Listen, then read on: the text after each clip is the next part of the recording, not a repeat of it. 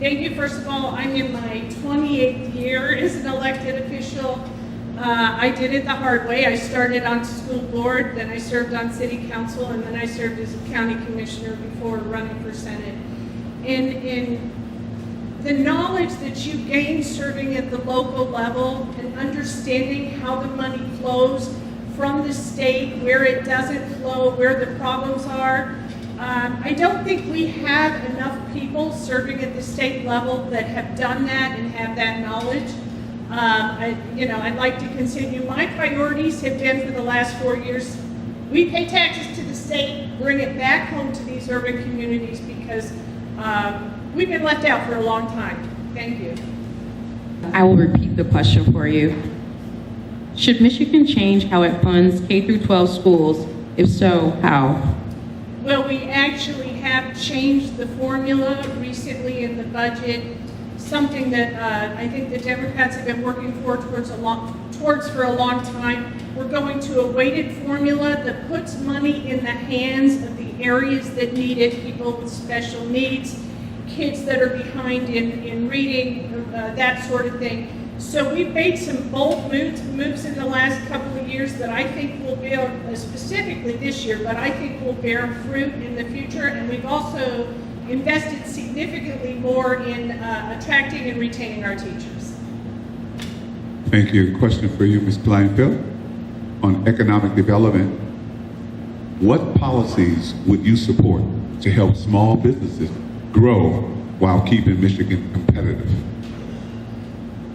So when I got into the Senate, I think that the focus was in the wrong place. The focus was on big mega businesses, and the first year I'm like, I don't really know what I'm doing. I'm just following what everybody's been doing, and that to me has been a major failure.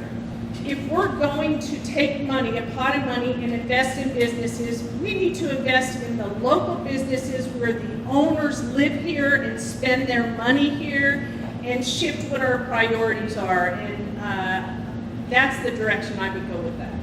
Okay, so the question, I'll repeat it again. What reforms would you support to improve transparency and public trust in state government?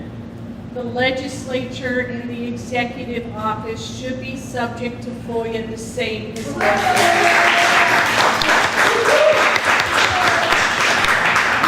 having served locally, if I used my personal phone for business for text messages, and my son was in this situation, there was a lawsuit, they took his phone, they went through it.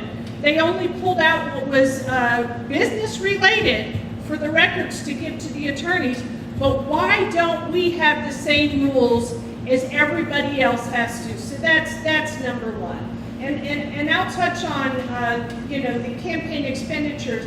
But if I get a check, it goes into my campaign account, it's reported, and how I spend every penny is also reported, and each and every one of you can go online and look that up. Thank you. Access to mental health services remains a challenge across the state of Michigan. What legislative solutions would you prioritize? Thank you. There are a couple. First of all, there was 30 years of disinvestment, right? So we have a lot of work to do. We have put a significant amount of money in mental health money for local school districts. But barring having cash for everything, the other thing is we need to follow some of the folks in Europe and recognize what the internet and what these programs are doing to these kids and what it's doing to their mental state. And I say we need to start putting in restrictions the same that they're willing to do in other countries to protect our children. Thank you. First, I'd like to say, unlike some other races, I felt like this has been a very civil race between the two of us, and I very much appreciate it.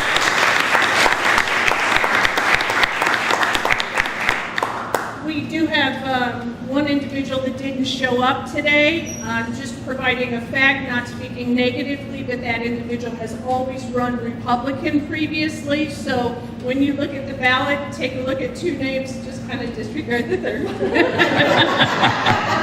Is that part of your 1 minute? Are you done? Anyway, We've worked hard to build investment in the community. I have the best constituent relations person to help members of the community. I cannot speak enough for my staff. I hope that you will keep me around to continue to provide those services. Thank you.